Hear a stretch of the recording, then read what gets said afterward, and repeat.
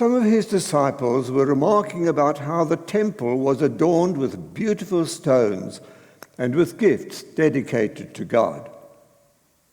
But Jesus said, "As for what you see here, the time will come when not one stone will be left on another. Every one of them will be thrown down."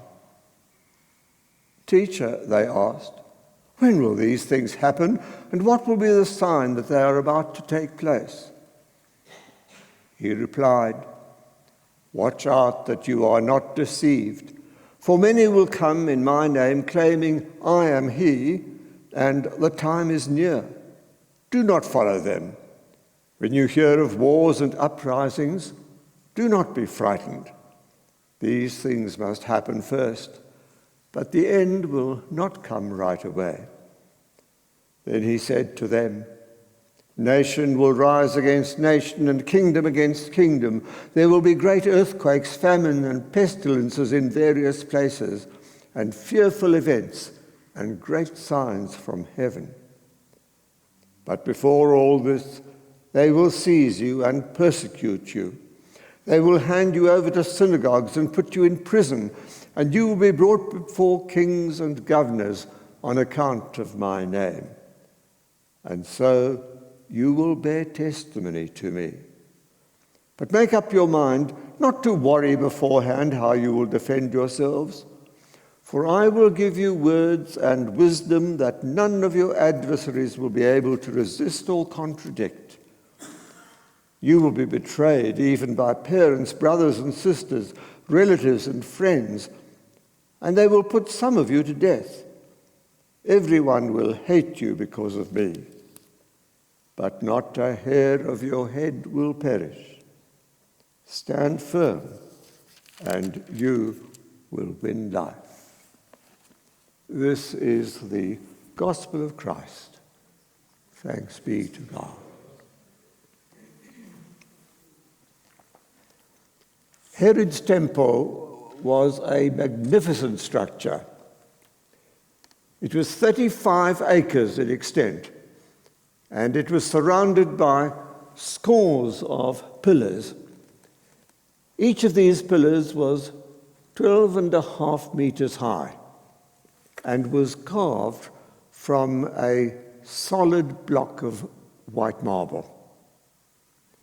When they reflected the rays of the setting sun, the view from a traveller approaching Jerusalem was dazzling. So it was no wonder that Jesus' companions marveled at the wonderful stones and the dedicated gifts.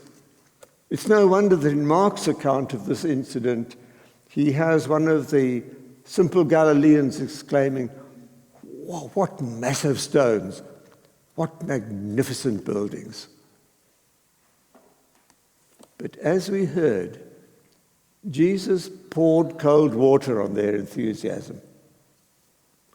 Do you see these great buildings?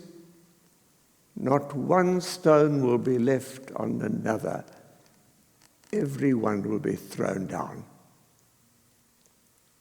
And less than 40 years later, his words came true. The temple lay in ruins. Why? The immediate cause was a Jewish rebellion that was brutally put down by the Roman army. But a generation earlier, Jesus had seen signs of danger that would lead to disaster if nothing changed. A few days before this incident, he had cleansed the temple. We know the story, don't we? There was a market in the temple courts, a market that sold animals and doves for use in the temple sacrifices. A sacrifice had to be inspected by a priest and declared to be without blemish. Now, if a simple Jewish tenant came to the temple bringing one of his own sheep or perhaps a couple of doves from his village, the chances were very high that the priest would find something wrong with it. And so the poor man would have to go to the temple market and buy an acceptable sacrifice at an outrageous price. And to make matters worse, he had to pay temple dues. And those dues had to be paid in a special currency, because coins that had the image of Caesar on them were banned from the temple. And so this meant that he had to go to the money changers, who charged a hefty commission. The whole setup was a money-making racket. And who benefited? Well, the traders, of course, and the money changers, but also the high priestly families. They allowed that market to operate in the temple, and they made a tidy sum from rent and from their share of the proceeds. The high priestly families were a wealthy minority in the middle of a very poor society. And much of their wealth came from this exploitation of the poor. And to make matters worse, they were very careful to keep on the right side of the Roman authorities. And that, of course, didn't endear them at all to Jewish nationalists. Inequality, corruption, political expediency. These things may not have been a direct cause of the rebellion, but they were a cancer in the life of Jewish society. And Jesus saw the danger. Now, when he chased the traders out of the temple, Jesus exclaimed, "It is written, my house will be a house of prayer for all nations, but you have made it a den of robbers." A house of prayer for all nations. For some reason, Luke leaves out those last words, but they're there in Mark's account. For all nations. That points to another problem. Xenophobia. The rejection of people who were not Jews. That market was held in the court of the Gentiles, and that was the only part of the temple to which a non-Jew was permitted access. If a Gentile dared to go through the gate into the next court, the penalty was death. Now, many uncircumcised Gentiles were greatly attracted to the Jewish faith. How could they pray in the middle of a rowdy market? And of course, this insult to the Gentiles was only one example of a very much wider problem. Pious Jews looked down on Samaritans and Gentiles. They kept them at arm's length whenever they could. They wouldn't eat with them. They wouldn't enter into their houses. They wouldn't have any contact with them unless it was absolutely necessary. And this Jewish xenophobia, this rejection of other people, was certainly a factor that led to that disastrous rebellion. Exploitation and xenophobia. These were serious dangers.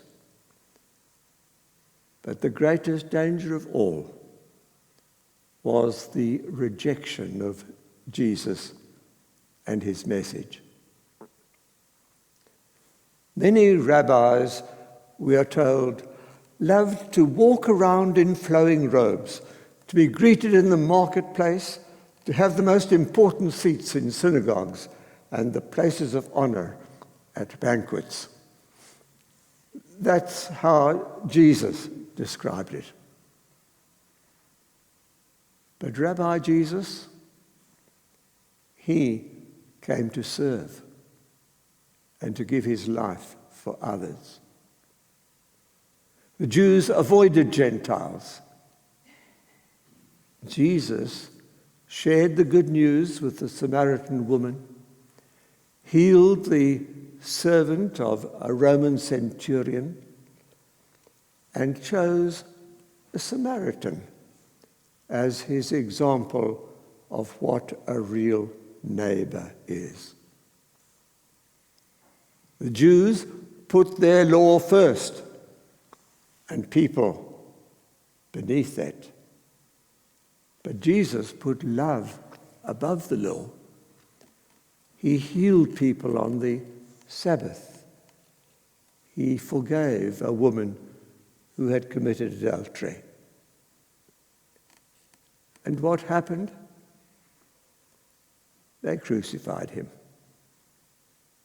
Little wonder that he wept over Jerusalem and said, "The days will come when your enemies will leave not one stone upon another, because you did not recognize the time of God's coming to you."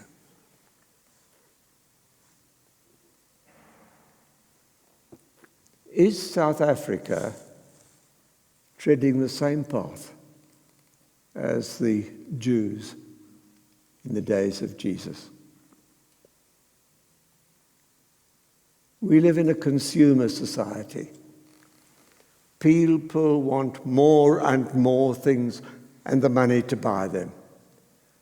And the result?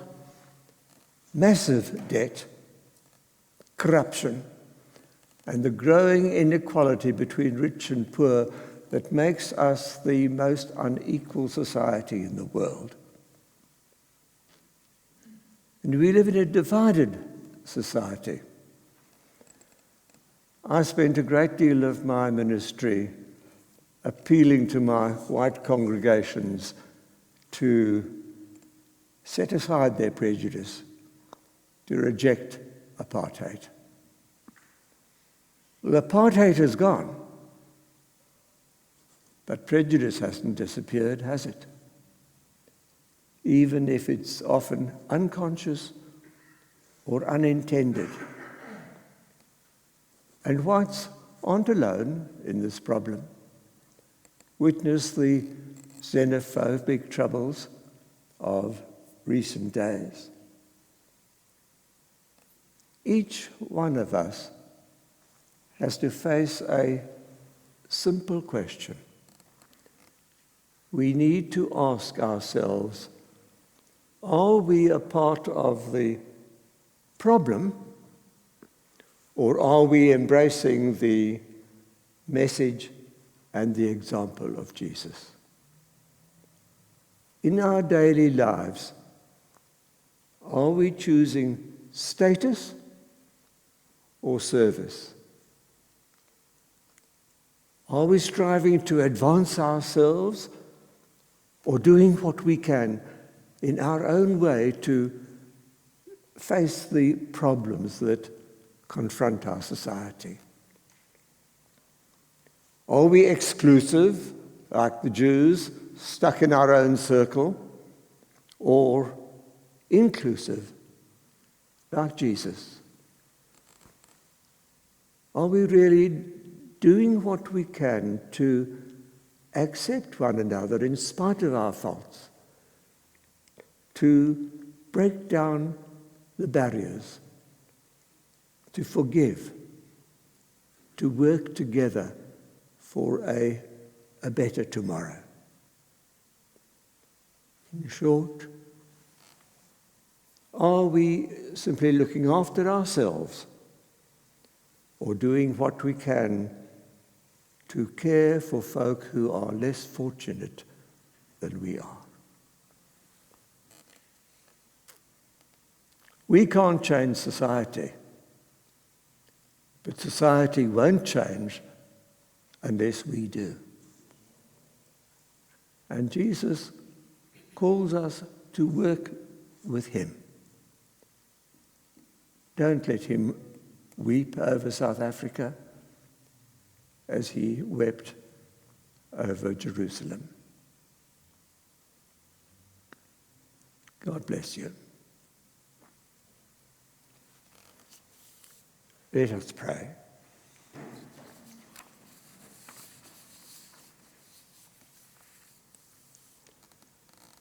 God bless Africa. Guard her children, guide her leaders, and give her peace for Jesus Christ's sake. Amen.